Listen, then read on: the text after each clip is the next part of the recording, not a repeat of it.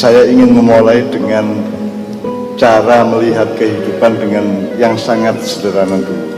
Awakmu kabeh iki nek mahasiswa kan berarti dilungkas dadi wohe Indonesia. Woh, jadi PPN saya yang itu woh Pak. Betul. Ibarat jambu iku engko woh Pak. Woh iku awakmu. Jadi nek kate ngomong sederhana ngene, ojo sampai dadi woh sing lali godhonge. Lali kembange. Terus ojo sampai dadi godhong kembang sing lali rantinge karo dahane. Ojo sampai dadi dahan dan ranting sing lali wite. Ojo sampai dadi wit sing lali oyote. Ojo sampai dadi oyot sing lali lemahe. Ojo sampai dadi lemah sing gak eling bumine. Ojo sampai dadi bumi sing gak eling tata suryane, galaksine, aras al-azim alam semestane. Dan ojo sampai dadi alam semesta sing lali karo sing gawe, yang maha kuasa, yang maha menciptakan, sang yang tunggal, sang yang widi dan sang yang wenang. Allah al-khaliq al-bari al-musawwir, begitu ya. Jadi kayak mangla ono selawatan Banjari ya, ya. Itu kan tanda bahwa awakmu sebagai godhong gak lali wite. Sebab seluruh benda-benda di alam semesta ini Pak Eko, itu yang paling tinggi kualitas dan derajatnya itu namanya cahaya atau nur. Nur ya, nur. Jadi Allah pertama kan menciptakan piar ono cahaya tuh. Cahaya itu kemudian disebul oleh Gusti Allah, terus munyer-munyer, terus ada yang memadat menjadi galaksi-galaksi. Aku takon, ono pirang galaksi di alam semesta? Sing awakmu ngerti? Berapa galaksi? Andromeda, Milky Way, Bima Sakti, apa meneh? Ono piro? Sing Anda kenal angkat tangan. Yang Anda kenal dari ilmu modern dan pengetahuan mutakhir. Ono piro galaksi di ngalam dunia ini? Piro rek? Pinten, Mas? Milky Way, Andromeda, Bima Sakti. Ono piro kabeh? Masa kan sing Jawa? Ya apa kan sing Jawa? Piro. Ono pirang galaksi. Bumi kan hanya bagian dari tata surya. Tata surya menjadi bagian yang sangat kecil di pojokan dari galaksi Bima Sakti. Bima Sakti adalah bagian kecil dari alam semesta yang luas dan dia punya tetangga galaksi yang sangat banyak. Berapa galaksinya? Kalau sing rek angkat tangan. Menurut NASA berapa? Menurut pengetahuan astronomi modern berapa? Rek, kan sing jawab ya apa? Kan sing kan jawab itu. Sejauh ini yang dikenal itu hanya 4 galaksi. Kontak kandani, wong Jawa Mbah Mamubian sudah menemukan 37 galaksi. 37 galaksi. Nek awakmu kepingin roh, engko tak dudui dalane, engko tak tekakno wonge, cek iso sinau bareng-bareng. Ngono ya, tapi pengetahuan mengenai benda langit dan benda alam semesta aja kita itu dekaden atau ketinggalan zaman. Wong modern, NASA Amerika itu ngertine mek 4 ta 5 ya. Sementara mbah-mbah kita sudah menyebut dengan namanya secara tartil atau detail 37 galaksi. Dan mbah-mbah kita dulu sudah melakukan perjalanan lintas angkasa, lintas galaksi, lintas tata surya dan seterusnya. Jadi nanti banyak peninggalan-peninggalan di Kediri, di daerah Kedu dan seterusnya, yang di misalnya daerah Pinrang di Sulawesi itu ada runway pesawat yang panjang dan lebarnya itu 10 kali lipat lebih dari pesawat sekarang. Jadi kuwe mbah-mbah zaman biyen. Jadi Anda jangan minder, janjane kene iki turune wong pinter, cuman kene goblok lah gitu. Kene iki turune wong sing waskita tapi kene iki bebal. Nah, apa sebabnya dari waskita kok jadi bebal? Dari lantip kok sekarang jadi gak lantip. Lantip itu fatonah, nah cara Kanjeng Nabi fatonah. Jadi satu ketajaman melihat kehidupan, kejelian atau ketepatan akurasi melihat kehidupan yang dihasilkan oleh perjalanan 3 progresi dari sidik, amanah, tablik terus kait oleh fatona. Jadi awakmu kudu temenan uripe. Nek rabi temenan nyambut gawe temenan, nek ngurusi banyu temenan ya. Temenan itu nanti buahnya anunya. Petanya banyak. Tapi pokoknya kudu temenan, sidik namanya nek Kanjeng Nabi.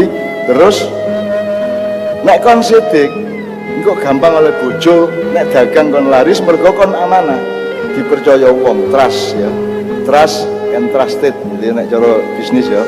Nek kon wis sidik dan amanah, maka kita akan punya hak dan akan menjadi positif kalau kita melakukan tabligh. Tabligh itu pemasaran. Tabligh itu apa? Penyebaran, intisar penyebaran segala sesuatu. Ya. Nah, kalau Anda sudah lulus tiga level tadi itu, 3 transformasi dari sidik, amanah sehingga tabligh, maka Anda akan mendapat perkenan dari Allah yang namanya fatona. Fatona itu kecerdasan melihat sesuatu yang orang lain belum tentu melihat. Kita bisa menemukan sesuatu yang orang lain belum tentu menemukan, itu namanya fatona. Tapi romu fatona anake wae jibur nih.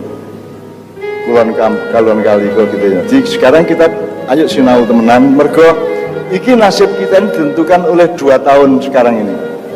Masa depan anakmu, adikmu, dulur-dulurmu, keluargamu kabeh ditentukan oleh 2 tahun terakhir ini. Kalau saya bersyukur ada Pak Eko yang berpikirnya sudah punya visi jauh ke depan dan sudah berpikirnya sangat mendasar. Maka nanti nama beliau kita pakai untuk salah satu kunci atau pintu masuk ilmu yang akan kita eksplorasi bersama-sama malam hari ini.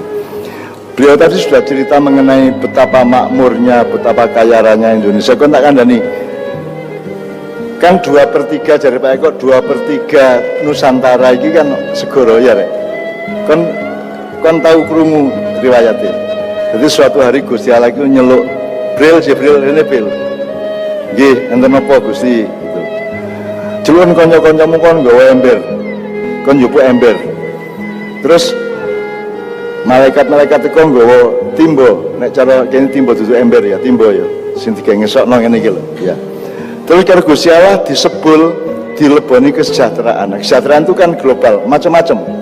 Ono tambang, ono emas, ono gen-gen, ono apa benih-benih, ono macam-macam, pokoknya dicampur jadi siji di ember-ember. Terus malaikat dikongkon Bril iki arek-arek jaen nang bumi sokno iku kesejahteraan teko aku iki, teko Rahman Rahimku, sokno nang bumi. Terus malaikat turun ke sini disokno. Nah sing kesokan iku Indonesia. Nah kon gak percaya kok takono dhewe ya. Jadi malaikat rame-rame ngesoki. Jadi kan akhirnya lemahnya deklong. Deklong apa Pak? Apa rek bahasa Indonesia ini deklong ini? Terus apa jenenge? Deklong itu apa? Dekok. Jadi dari rata terus jadi ana sing ndek ana sing dhuwur ya. Nah, sing ndek iki sing dadi deklong iki 2/3 dari seluruh tanah Nusantara. Mergo kesokan banyu kesejahteraan dari Allah yang dituangkan oleh para malaikat. Terus engko saking akeh kesejahteraan di Indonesia, terus ono sing nyiprat nang Malaysia, nyiprat nang Vietnam, nyiprat nang Eropa, mili nang Rusia dan seterusnya. Tapi pusat iradah Allah untuk mensejahterakan manusia itu adalah Indonesia. Jadi hari ini tolong Anda terima kalimat saya, Indonesia adalah atau Nusantara adalah pusat kemakmuran dunia. Bahwa ternyata saiki gak saking goblok ilmu ngurus kan gitu kan. Nusantara adalah pusat kemakmuran dunia. Lihat niku mele cipratan kalau miline banyu kesejahteraan itu. Nah, maka dulu mbah-mbah kita itu kemudian dulu ada negeri Atlantis yang luar biasa makmurnya di Nusantara. Jadi kata Indonesia itu kan yang bikin seorang sosiolog dari Swedia. Jadi Indonesia itu ya rada ngelaknati. Wis duwe negara dhewe kudune karek kok jeneng-jeneng dhewe, apa jenenge kok nyilih teko wong Swedia. Wong kon duwe jeneng Nusantara kok wis biyen ku gawe Negara Nusantara Republik Negara Kesatuan Republik Nusantara enak sih. Lah pokok Indonesia itu kan seorang sosiolog dari Swedia namanya siapa Pak? Aku gak tapi eling tapi ono nek kok kon goleki di Google ono. Kata Indonesia itu berasal dari seorang dosen atau seorang sosiolog ahli ilmu sosial dari Swedia. Lah yo wong kon iku negara-negaramu dhewe lemah lamamu dhewe kok jenengi gak nganggo jenengmu dhewe. Kok kon nyirit ke Eropa lah ngono. Itu aja kita sudah gelo gitu loh. Saya tidak mengatakan bahwa saya akan sama Pak Eko akan mengubah Indonesia menjadi Nusantara yoga. Terus bapak-bapak umek jeneng ya. Pak Gento, Pak Gadol, Pak Babaya. Sing penting arek apik tagak lak ngono, bener tagak lak ngono. Wis kadung jenenge Indonesia wis bapak wis. Terus setelah Atlantis, setelah Nabi Nuh, kemudian Nabi Ibrahim menyebar anak cucunya sampai ke Israel, sampai ke Arab, sampai ke Afrika, sampai kemana-mana. Kemudian di Indonesia mbah-mbah kita, orang-orang yang waskita yang mendapat fatonah dari Allah itu mendirikan Candi Borobudur. Sekarang Borobudur itu urusan pariwisata atau padahal dia urusan ketuhanan. Borobudur itu urusan alam semesta dan Allah. Jadi nek Borobudur itu rek tak kandhani biyen iku ndukure ana jenenge Catra CHATTRA, itu cakra ya, Catra. T ya. Taek. Tra ya. Duduk kaek tapi taek ya. Catra.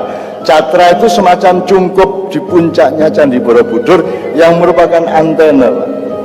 Antena untuk menyerap gelombang kesejahteraan dari langit. Itu dan dulu disiplinnya Borobudur itu untuk tawaf tapi arah jarum jam. Jadi jenenge itu putaran paradaksina. Jadi kalau putarannya itu sesuai dengan jarum jam nengen ini kira, itu berarti energi yang diserap itu dari atas ke bawah. Engkau naik Ka'bah lah ngene ya, tawaf ya. Itu berarti kamu mengembalikan energi dan kesejahteraan di bumi ini kepada Allah. Jadi nek kon lunga kaji itu kesadarannya adalah ilaihi rajiun. Semua akan kembali kepada Allah. Ojo lunga kaji mergo cek gak dikantet KPK, ojo lunga kaji mergo kepingin munggah jabatan, ojo lunga kaji karena ingin lebih kaya dan seterusnya. Naik haji itu kesadarannya adalah untuk mengembalikan dengan rasa syukur seluruh limpahan dari Allah ini kepada Allah kembali. Ilaihi rajiun. Jadi Borobudur itu innalillahi, kemudian Mekah itu Ka'bah itu wa inna ilaihi rajiun. Ini ceritanya mbah-mbah kita sudah tahu sejak abad 56 dulu Pak, gitu loh, sudah tahu.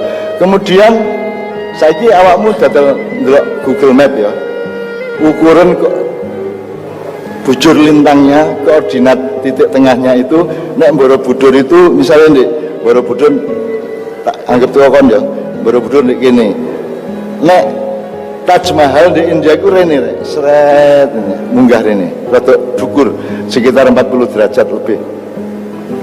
Terus dari apa Taj Mahal nang Ka'bah itu gak mudun nemen ya mek ngene kita nek didik tak mudune jadi paling 5 sampai 6 derajat gitu. Saya memaknainya gini, untuk mencapai kesejahteraan dunia itu harus pakai perjuangan teknologi, ilmu pengetahuan seterusnya luar biasa sehingga harus curam ke atas.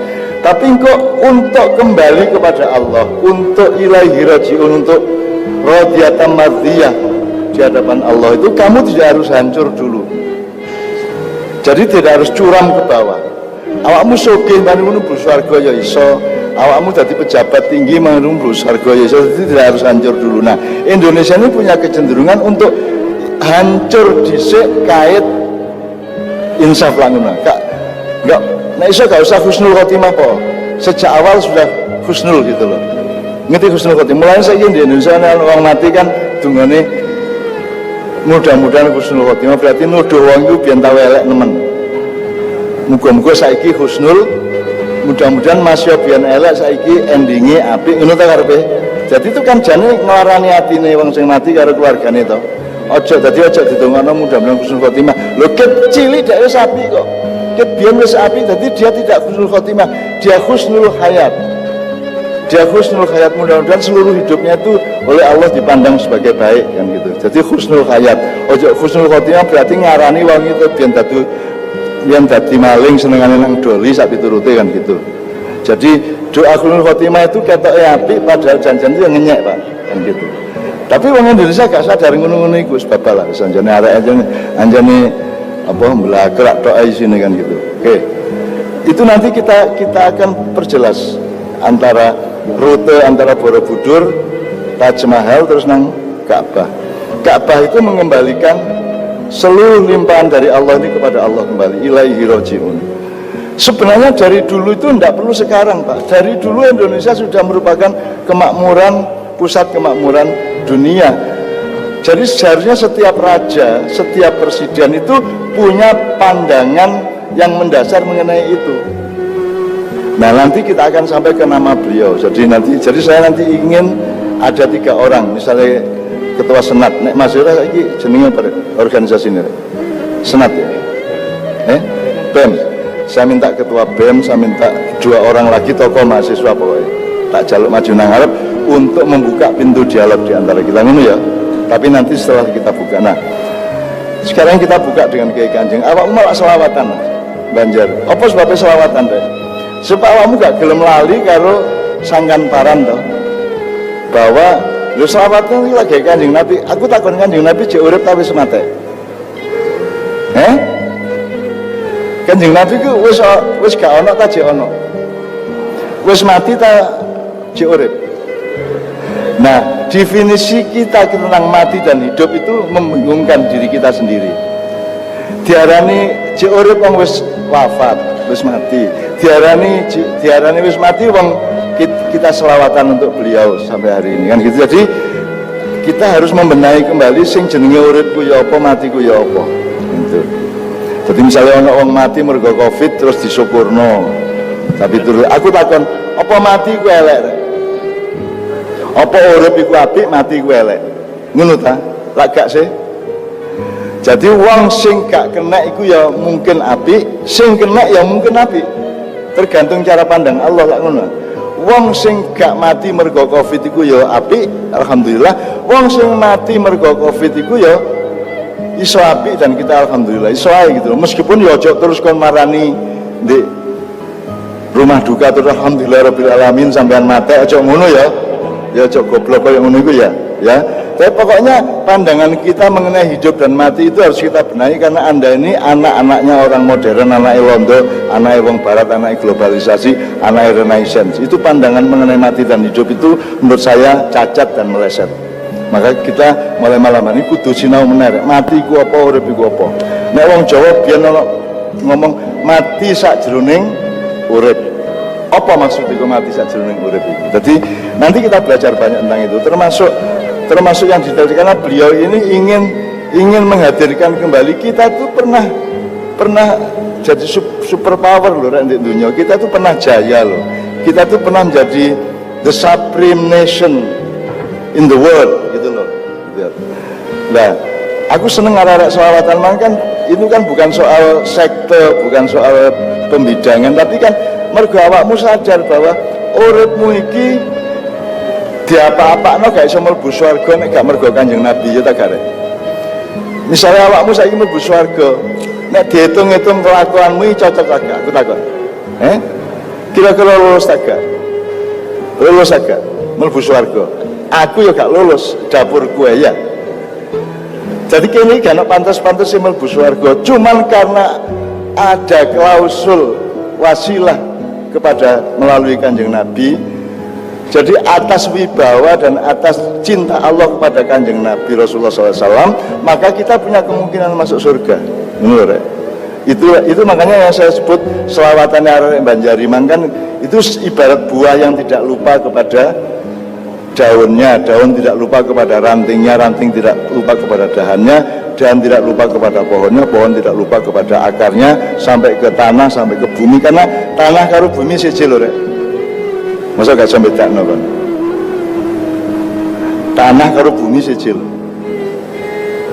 Kalau tanah itu kan skalanya saja kan tidak sama dengan bumi, hakikatnya dan substansi, fungsi dan maknanya juga berbeda. Jadi salah satu kata yang oleh Allah menurut saya ya, tolong para sarjana membantah kalau itu tidak benar. Yang menurut kan dulu Allah mengajari Adam, Pak Eko, wa 'allama Adamal asma'a kullaha thumma adhaduhum 'alal malaikah. Maka Allah mengajarkan kepada Adam setiap kosakata dari setiap benda, nama-nama benda-benda semuanya, kemudian Adam menuturkannya atau mendemonstrasikannya kepada para malaikat. Nah, apa itu kata-kata sing Allah mengajarkan iku pian? Gitu loh. Nek Sukawidodo kan sing ngekei jenenge bapake. Gitu. Aku sing ngekei jenenge bapakku. Indonesia sing ngekei jeneng sosiolog Swedia dan seterusnya. Tapi ada kosakata dalam kehidupan kita yang mungkin dulu itu dari Nabi Adam, dan Nabi Adam diajari Allah langsung. Itu apa saja? Seandainya ada penelitian apa itu? Aku menduga misalnya gini, Pak Ted, bahasa Inggrisnya bumi apa Pak? Earth.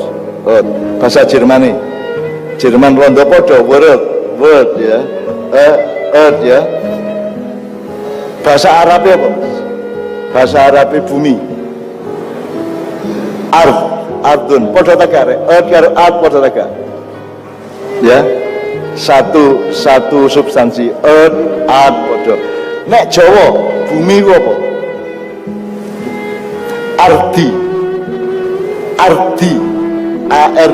Ardi itu di dalam bahasa Jawa tradisional itu namanya bumi, Pak. Gitu. Jadi saya itu penasaran, selalu mencari apa ya kosakata dari Allah yang kepada Adam diajarkan kemudian menjadi bahasa di dunia. Salah satunya menurut saya art itu mesti Gusti Allah Dewi sing gawe jeneng tentang bumi itu dan seterusnya, dan ini kita bisa eksplor. Nah sekarang gini, saya bersyukur karena tadi dimulai dengan selawatan Banjari tadi, dan Banjari itu termasuk yang saya kagumi ya, Haji Z almarhum Guru Zaini dulu saya temani di rumah sakit, salah satu rumah sakit Surabaya waktu beliau akan meninggal dulu dan seterusnya. Itu bagi saya bukan soal selawatannya enak apa enggak, nomor satu adalah bahwa sebagai buah Anda tidak lupa kepada daunnya. Anda menisbahkan dirimu pada alur sejarah dengan daun sampai ke akar, sampai ke tanah, sampai ke bumi, sampai ke pencipta alam semesta, kan begitu. Jadi itu yang namanya nanti kita sebut ekosofi, nanti kita ngomong. Nah sekarang kita mulai dulu, sebelum saya minta 3 orang dari mahasiswa PPNS, sekarang kita mulai dulu. Kita juga ingin menisbahkan bahwa bahkan iku dosen, bahkan iku rektor, bahkan iku tukang ojek, bahkan iku pedagang angkringan, kan sejarahnya podo. Awakmu ya menungso, ono sing gawe, ono asal usule. Nah saya sama Kiai Kanjeng ingin meneruskan teman-teman yang selawatan Al-Banjari tadi dengan satu pambuko, ya satu selawat, kemudian baru kita diskusi habis itu. Bismillahirrahmanirrahim. Shallallahu alaihi Muhammad.